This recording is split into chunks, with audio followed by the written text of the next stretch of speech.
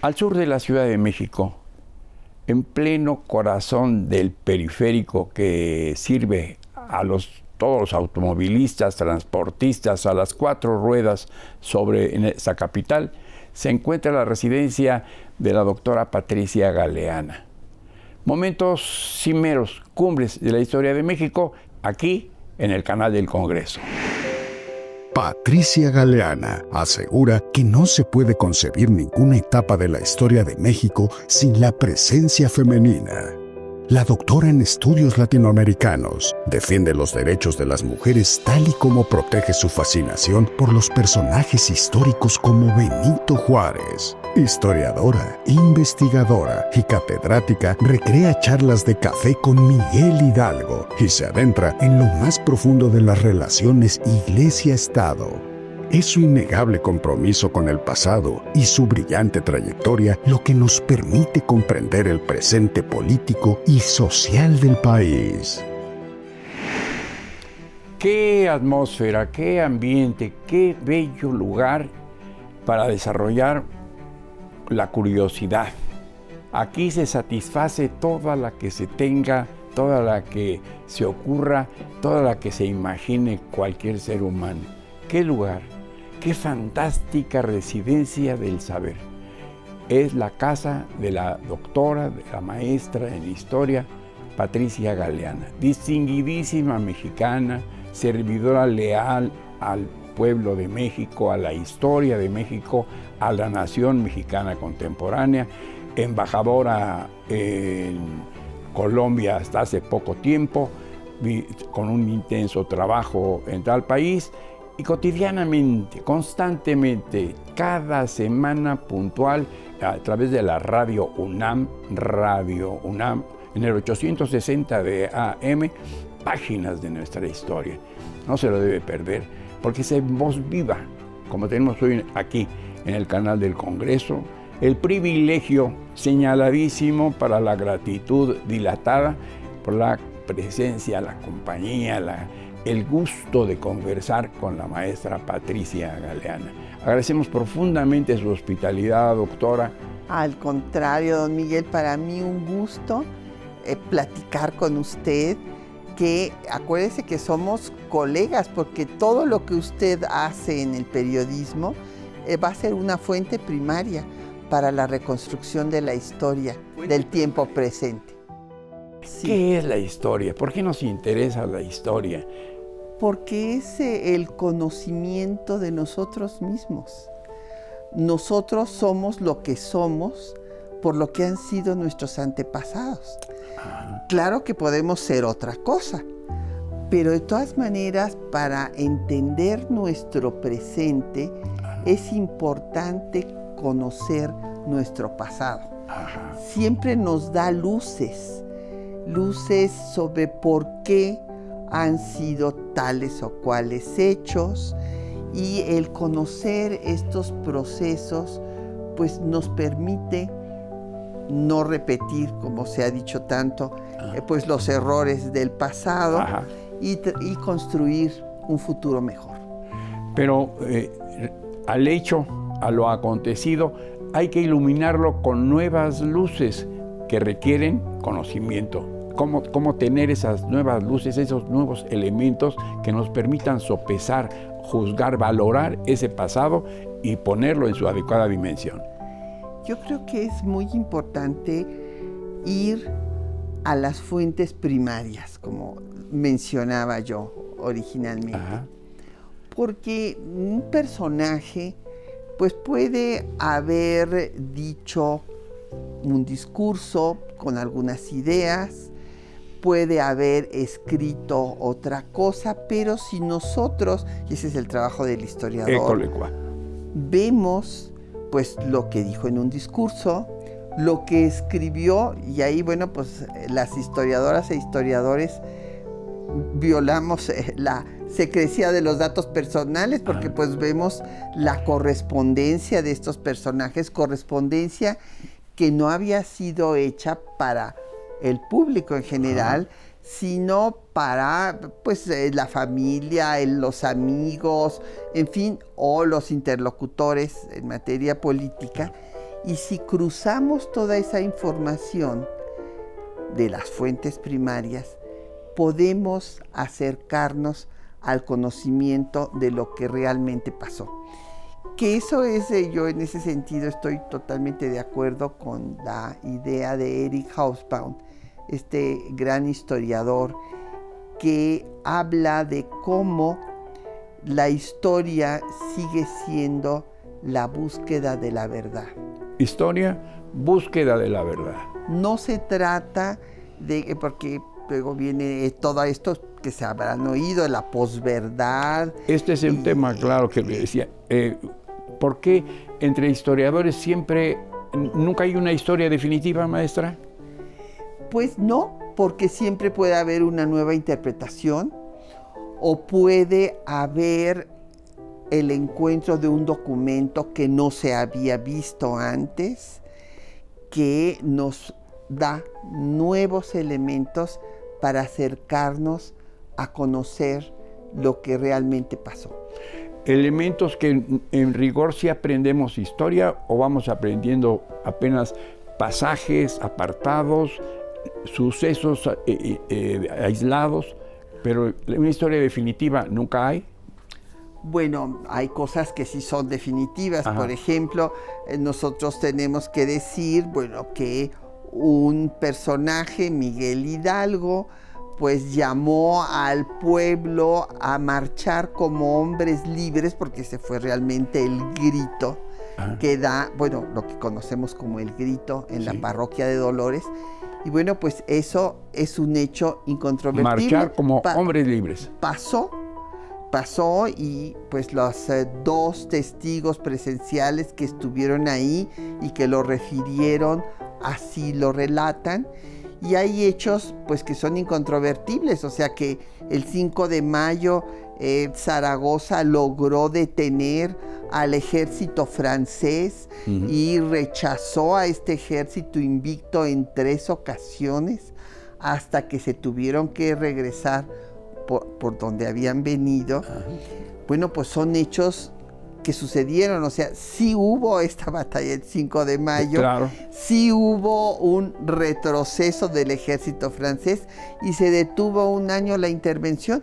Bueno, pues son hechos. Son datos duros. Después vienen las interpretaciones, que por qué pasó esto. Entonces, bueno, pues hay la gente que dice, no, es que estaba lloviendo mucho y por esa razón los franceses no pudieron tomar el fuerte. Bueno, son interpretaciones que cada quien, ¿verdad? Claro. La puede tener o no, pero el hecho es que este ejército invicto, que es otra interpretación, creía que eso era una entrada triunfal y pues cuando se enfrenta con que hay una resistencia y hay un ejército que no los deja pasar, pues es una sorpresa y pues la verdad es que son derrotados, esto hay que reconocerlo. Claro.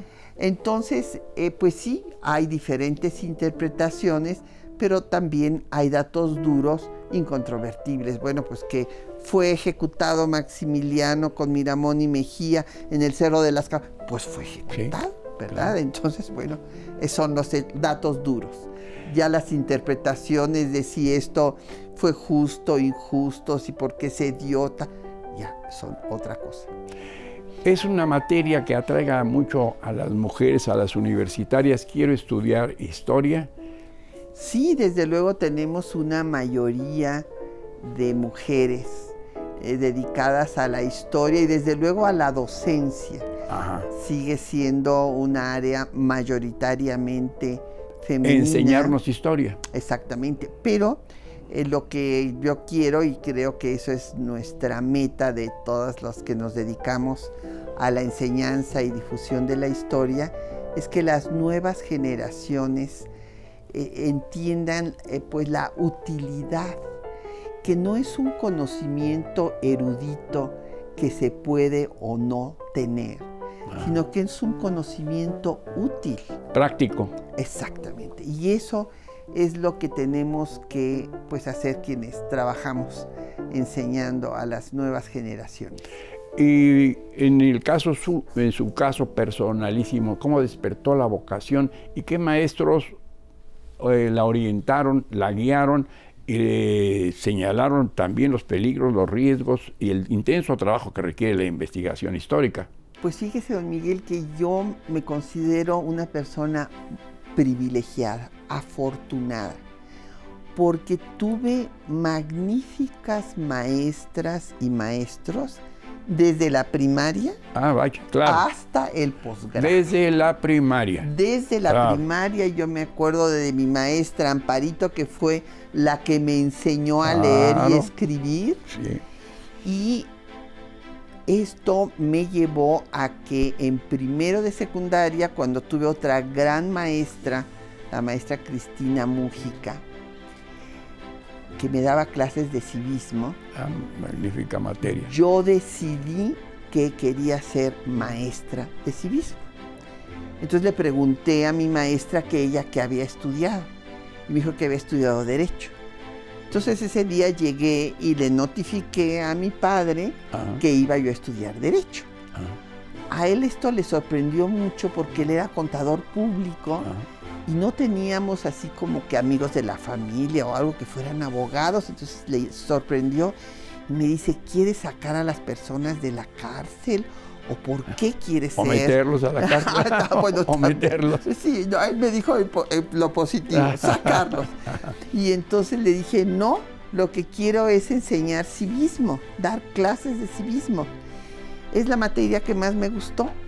Y entonces me dio un consejo muy sabio porque me dijo, bueno, mira, ahorita no estás llevando historia. Espérate al segundo de secundaria, que entonces yo ya iba a llevar historia. Porque si estudias historia, puedes dar clases de civismo, puedes dar clase de arte, puedes dar clase de todo lo que quieras. Y dije, bueno, pues a ver, voy a ver. Y tuve una maestra excepcional de historia. Todavía me acuerdo de sus clases, Margarita Carbó. Se sentaba en el escritorio y me decía, aquí está el señor feudal, luego aquí están sus vasallos y allá están los siervos de la gleba. Y nos actuaba todo lo que nos enseñaba. Dije, fascinada. La llevaba al pasado de la mano, guiaba. Una excelente maestra, y entonces decidí que sí, que iba yo a estudiar historia. Y bueno, pues estoy encantada del consejo que me dio mi padre y me fascina el estudio de la historia. Es maravilloso, o sea, y además, bueno, pues es algo que no se puede agotar, o sea, hasta el último aliento de la vida, pues seguirá uno investigando, buscando, estudiando, y esto es un estímulo y una satisfacción maravillosa cuando encuentra uno los datos que está buscando para cualquier momento de nuestra historia. Una profesión, una vocación y un ejercicio bien entendidos, maestra Patricia Galeana. Pues bueno, yo creo que sí. Sí. Yo creo que, me he dedicado, pues desde que tengo 18 años doy clases. Di clases en secundaria, en preparatoria, después entré a profesional, posgrado, y me he dedicado a la difusión de la historia porque me parece que tenemos esa obligación. Quienes pues somos personas privilegiadas, Sí. porque tuvimos magníficos maestros, ya no le acabé de referir, pero en profesional, bueno, yo fui alumna muchos años, inclusive en su seminario y demás, de Edmundo Gorman. También estuve con Wenceslao Roses en el seminario de marxismo. Español, ¿verdad? Sí, bueno, todos los maestros del exilio, tuve maestros del exilio también, Juan Ortega y Medina. Y esto me dio la posibilidad de contar con herramientas maravillosas, el maestro Martín Quirarte, en fin, fueron maestros que tenían un nivel cultural universal, eran verdaderos eruditos, pero además con una vocación por la enseñanza. Y entonces yo creo que pues esa es la clave, evidentemente, para cualquier sociedad, contar con ese personal docente que tenga una verdadera vocación por su trabajo y que tenga el nivel académico, la preparación como para formar a las nuevas generaciones de mexicanos. Y como no todo mundo puede tener pues acceso a los conocimientos que tenemos, bueno, quienes ya hemos podido hacer un posgrado, en fin, claro, pues entonces hay que difundir la historia a través de los medios de comunicación masivos. Pero este origen, la primaria, que usted señala tan oportunamente, entonces a los niños a mi generación, yo estaba en la escuela primaria en el año 46 del siglo pasado, ya sabía leer, mi mamá me había enseñado incluso a recitar y a decir, y uno llegaba y decía, allá en la sierra de Ixtlán, celosa como ninguna, mecióse la humilde cuna de aquel glorioso titán. Qué bien se acuerda, bueno, don Miguel, muy pues así era, poema. pero nos atraía entonces el padre Juárez, las hazañas de don Benito, entre la leyenda del islote, entre las ovejas perdidas, entre el tío abuelo que lo regañaría y pues se va, y la gran epopeya cuando está ahí y viendo si salió de ahí caminando para aprender. A los 12 años sin saber español. Claro. Y Castilla. yo he estado sí. en la Sierra de Ixtlán. Ajá. Y le da uno miedo cuando va en el coche porque están en los precipicios. Sí. Entonces se imagina uno a ese adolescente indígena caminando solitario para llegar a la casa donde su hermana era cocinera, sí, y a aprender Josefa. Castilla. Sí, Josefa. Bueno, hoy día a nuestros niños, esto es invariable y es incontrovertible los hechos. ¿Cómo enseñamos la historia a nuestros niños? Su saber está en los libros de texto que reciben los niños de las escuelas oficiales. Bueno, debe estar. Yo le confieso que no estoy ahorita, no los he trabajado, los libros de texto que se están... Pero su saber ha contribuido en otra época, desde Torres Bodet para acá. Bueno, sí, desde luego. O sea, el que haya libros de texto, pues ha sido algo importantísimo para pues los niños cuyas familias no tienen recursos para adquirirlos. O sea, es una herramienta fundamental para la educación de nuestra población. Y parte de su obra y parte de su visión, y muy juarista, entre otras cosas, una gran estudiosa de don Benito Juárez, usted, ¿qué le seduce, qué le lleva a Benito? Bueno, ya vimos que la historia contempla el arte, contempla filosofía, el mundo de las ideas, de las ambiciones, la política, etc., la economía, todo lo abarca la historia. ¿Qué la lleva a Benito Juárez a ese capítulo de la vida nacional? Pues fíjese, don Miguel, que yo originalmente, primero pensé dedicarme a estudiar a las culturas originarias. Ajá. Y entonces tomé muchos cursos con otro gran maestro, Miguel León Portilla, claro. Varios años. Primero llevé introducción a la cultura náhuatl, después filosofía náhuatl y después náhuatl, porque mi maestro me dijo, si no sabes náhuatl, no puedes dedicarte. Como el padre María Garibay. A estudiar, exactamente. Pero le confieso, don Miguel, que no pude con el náhuatl. O sea, me costó muchísimo trabajo. Ahí pues medio que pasé el examen, pero dije, no, pues no, esto no es lo mío.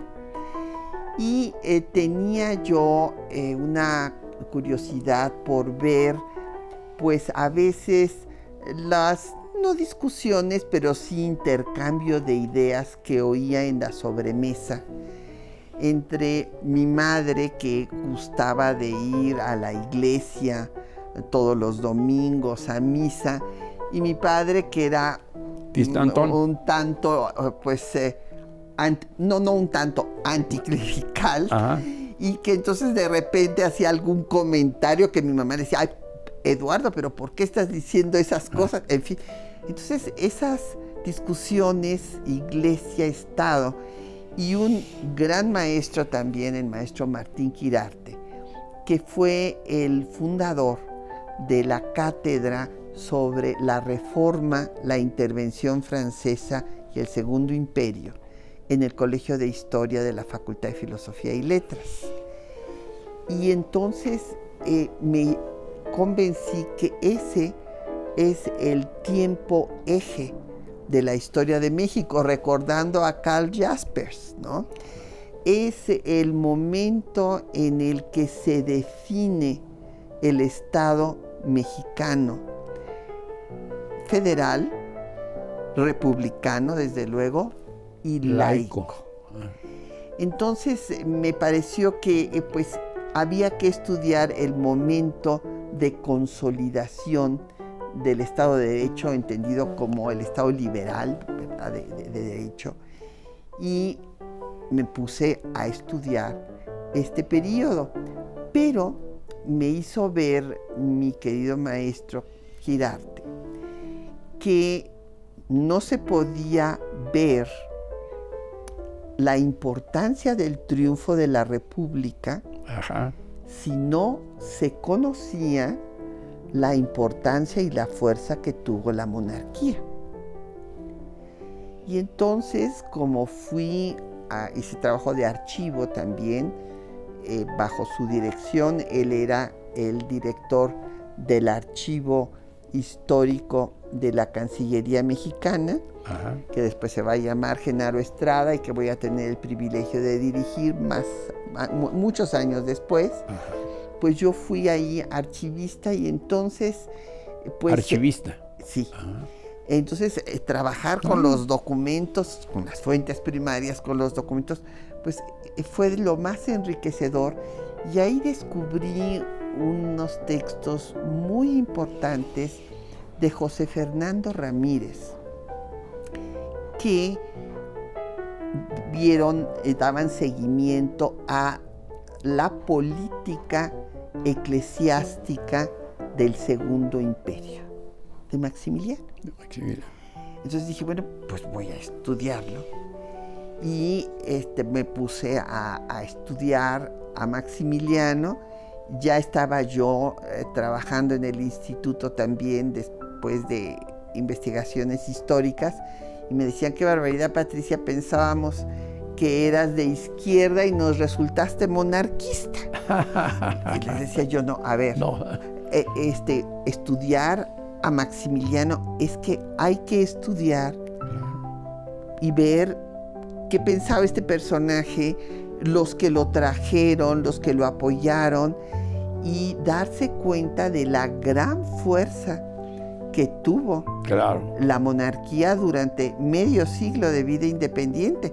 En cada crisis de la República aparecían las ideas monárquicas, hasta que Lucas Alamán escribe célebres artículos en el Universal diciendo que es la salvación de México para no desaparecer a manos de Estados Unidos, después de la pérdida de más de la mitad del territorio nacional. Entonces fue para mí muy importante ponerme a estudiar al imperio, a Maximiliano. Después he escrito 3 biografías ya de Juárez, pero primero estudié a Maximiliano y al imperio. ¿Y cómo era? Entonces sabemos bien cómo era don Benito realmente, pues, como lo llega a pintar. Incluso el retrato es un hombre tan feo, pero es bondadoso, tiene un gran corazón, lo pintaban. Que le gustaba el baile, que le gustaba un poco el pulque, que pero que había aprendido varios idiomas, y el gran don Benito, nadie le niega, hay quien quiere negar a don Benito. No, sí, claro, sigue teniendo, no le perdonan, o sea, todavía el sector de ideas conservadoras y clericales no le perdonan haber acabado con el Estado confesional y fundado el Estado laico mexicano. Y sí, desde luego que podemos saber cómo era don Benito, porque tenemos acceso a toda su correspondencia.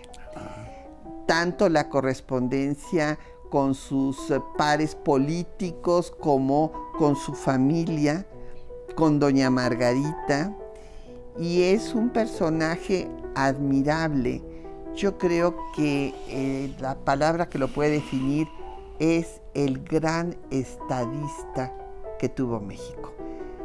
Un verdadero estadista. No era el político que quería tener el poder para beneficiarse o para el momento, sino que veía más allá de lo que podía pasar con México y fortalecer las instituciones que le darían pues esa fortaleza para preservar para siempre su independencia, su soberanía, su integridad territorial. Es un personaje muy interesante. Yo tengo 3 diferentes biografías.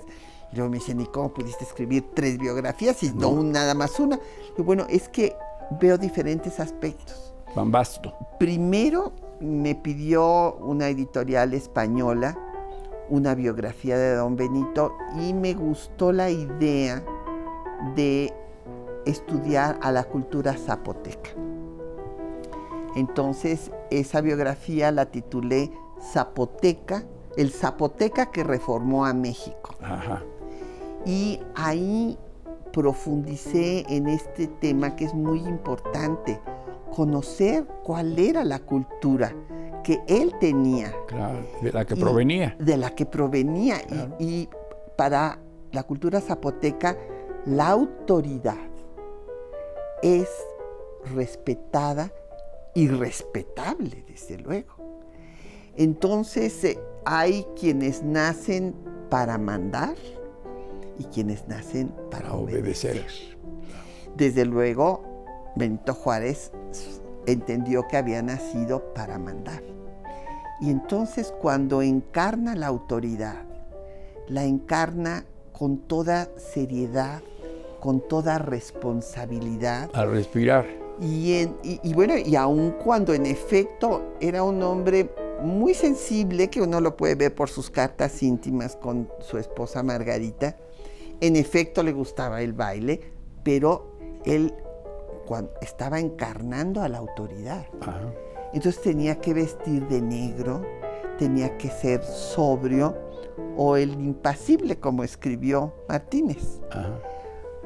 Y después me pidieron Miguel Ángel Porrúa que escribiera otra biografía y entonces escribí Juárez en la historia de México. ¿Cómo se insertó Juárez en la historia de México?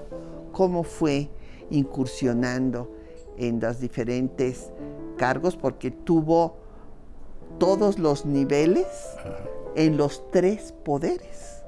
Se dice fácil, pero pues, es el primer abogado que se titula en Oaxaca. Ajá. Y esa fue la segunda biografía. Y la tercera es en donde hablo justo de Juárez, el hombre y el estadista. Fusiona. Sí, sus características personales y cómo se convirtió en estadista y también cómo ha sido utilizado como símbolo, pues desde Porfirio Díaz. Ajá. Porfirio Díaz se levantó en armas para derrocarlo, pero después le hace el hemiciclo. No hay monumento igual en todo el territorio nacional. Que el hemiciclo de Avenida Juárez. ¿Por qué? Bello. Porque quería capitalizar políticamente pues la gran figura que significa Benito Juárez. Hoy comprendemos a Juárez. Los niños están porque nuestro problema es cómo formamos a nuestra niñez. siempre hablamos de las futuras generaciones, y los niños yo los veo muy descuidados, reciben unas influencias terribles, la gente habla con una libertad, malas palabras, aunque dice Jaime Labastida de la Academia de la pelado siempre hablable, pero no hay ningún cuidado hacia la niñez, no hay mimo, realmente afán de que crezcan sanos, buenos, nobles, sin influencias tan perversas y tan ruines como las que vemos hoy. Estamos en un momento difícil, ciertamente. Bueno, desde el punto de vista de la historia, pues es un momento muy terrible cuando tenemos más conflictos militares desde que acabó la Segunda Guerra Mundial. Y por otra parte, grandes avances tecnológicos.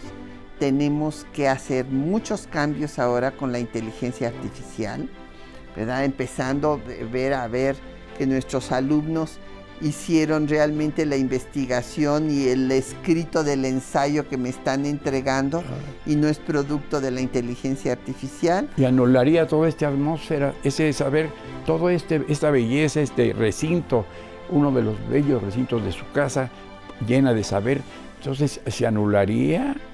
Ese es un grave problema que tenemos, don Miguel, porque los jóvenes ya no quieren ir a las bibliotecas, ni siquiera los estudiantes de historia. Entonces yo bueno, no solo a las bibliotecas, tienen que ir a los archivos. Claro. Pero quieren que todo esté en la red. Entonces, pues sí, hay muchos libros que ya se pueden consultar en línea. A mí, bueno, pues en ese sentido me gusta tener el libro en papel y hojearlo. Hasta olerlo, disfrutarlo. Sí, pero a las nuevas generaciones les gusta que todo esté en línea. Hay también archivos ya en línea. De hecho, pues eso fue lo que se inició, pues desde el Archivo de Indias inició con la digitalización de los documentos, justo para el encuentro de dos mundos, la propuesta de don Miguel León Portilla, ¿verdad? Que no fuera la celebración del descubrimiento de Colón, sino el encuentro de dos mundos para darle la importancia a las culturas originarias. Y desde entonces se empezó, yo lo inicié en el Archivo General de la Nación, en el Archivo Genaro Estrada, la digitalización de documentos, pero desde luego falta muchísimo y se necesita pues ir todavía a trabajar a los archivos. Desde luego es deseable que en un futuro, inclusive para la preservación de los mismos documentos, evitar la manipulación, que ya todo esté digitalizado, todo esté en línea, pero todavía no estamos en ese momento. Y yo creo que, bueno, a mí me fascina estar en el archivo y tener en mis manos el documento original, en fin, pero tenemos que entender pues que estas nuevas generaciones tienen otros gustos. Y ya que señala cuesta usted trabajo hacerlos que vayan ya no digamos a los archivos, a las bibliotecas.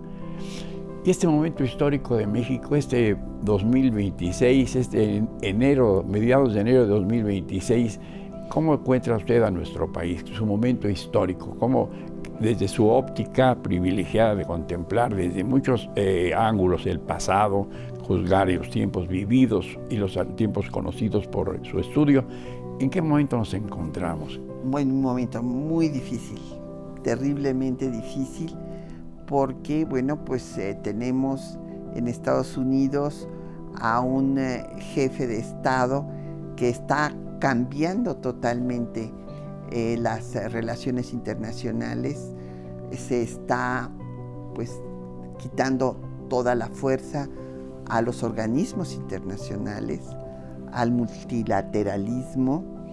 Y bueno, como decía yo, hay más conflictos armados ahorita que nunca desde que terminó la Segunda Guerra Mundial. Entonces es un momento muy difícil. Yo les recuerdo siempre a mis alumnos la visión de Giambattista Vico, un historiador italiano renacentista, que les decía a los providencialistas que pensaban que la humanidad iba avanzando en una línea ascendente hacia la perfección, hacia el paraíso. Y él decía, no, la humanidad avanza y luego retrocede. No llega al mismo lugar de donde partió. Es como un espiral. Avanza y tiene unos retrocesos, luego vuelve a avanzar y así sucesivamente. Y estamos en un bache, en un momento de bajada. Sí. ¿De oscurantismo? Y yo creo que no de oscurantismo, pero hay una serie de gobiernos autocráticos en diferentes partes del mundo, están avanzando este tipo de ideas y de gobiernos de extrema derecha. Y por otra parte, pues tenemos los grandes avances tecnológicos, pero pensando en mis colegas historiadores que he leído, que hay uno que es de ideas un tanto conservadoras, pero que dijo algo muy cierto, Arnold Toynbee, un historiador inglés, que decía que en las grandes crisis los pueblos y los individuos solo tienen dos posibilidades: o desaparecen o salen fortalecidos. Claro, emergen fuertes. Entonces yo tengo mucha esperanza en que salgan estas nuevas generaciones fortalecidas de esta crisis. Ya se habla de policrisis, porque hay crisis en relaciones internacionales, crisis económicas, políticas, y desde luego todas las cuestiones militares. Entonces hay que recordar que la generación más brillante, desde mi punto de vista, que ha tenido México en su historia, fue la generación de la Reforma, la intervención francesa y el Segundo Imperio, a la que le tocó vivir primero el gran trauma de la pérdida de más de la mitad del territorio nacional. Ellos vivieron eso. Sufrieron. La disolución, la generación del 42, como la llama Justo Sierra, cuando primero disuelve Nicolás Bravo de un plumazo al Congreso Federalista e impone una constitución centralista, y luego a esta misma generación le toca ese trauma de la invasión y guerra de conquista territorial Santana, que Estados Unidos le infligió a México. Y después de eso viene la Guerra de Reforma, la más sangrienta de nuestra historia después de la Guerra de Independencia de 11 años. Y la Guerra de Reforma se continúa con la intervención francesa, porque los conservadores monarquistas van a pactar con Napoleón desde el inicio de 1859. Siempre nos dicen, ¿verdad?, de que recurrieron a Napoleón III porque ya Juárez había recurrido a Estados Unidos. Falso. Ahí están las cartas. Gutiérrez de Estrada se reúne con Napoleón III en el inicio de 1859. Desde entonces se pacta la intervención. Entonces, cuando pierden la guerra, sabían que ya venían los franceses. Entonces se continúa, son los 10 años, la gran década nacional, como la llamó Galindo y Villa, este tiempo eje, y surge una generación brillante. Yo invito al público a que lea cualquiera de las participaciones de los diputados, del Constituyente 1856-57. ¿En qué volumen está? ¿Dónde se puede encontrar? Bueno, en el Congreso, aquí, justamente el Congreso tiene una página donde están todos los debates de los constituyentes. Esto sí en la red, como dice usted. Sí, en internet y también en el Instituto de Investigaciones Jurídicas de la UNAM, también lo pueden ahí consultar. Y ve uno a esos personajes. Hay una obra de Zarco al respecto, ¿verdad? Sí, claro, él recogió todos esos debates. Él los recoge y están digitalizados y ahora se pueden consultar. Y puede uno ver el nivel, don Miguel. Qué calidad de personajes. Cultos, bien formados, con principios, con ideas muy claras, qué estructura. Bueno, uno dice, qué maravilla. La verdad, una generación brillante que salió de esta adversidad tan terrible. Hoy estamos en vísperas de cómo es nuestro trato. Hemos aprendido a tratar con los norteamericanos a lo largo de nuestra historia y al momento actual. Bueno, el momento actual es un momento muy especial porque nunca había habido en Estados Unidos un presidente de la República como el señor Donald Trump. Entonces es un momento pues único, ¿verdad? Difícil, problemático. Muy difícil, muy difícil.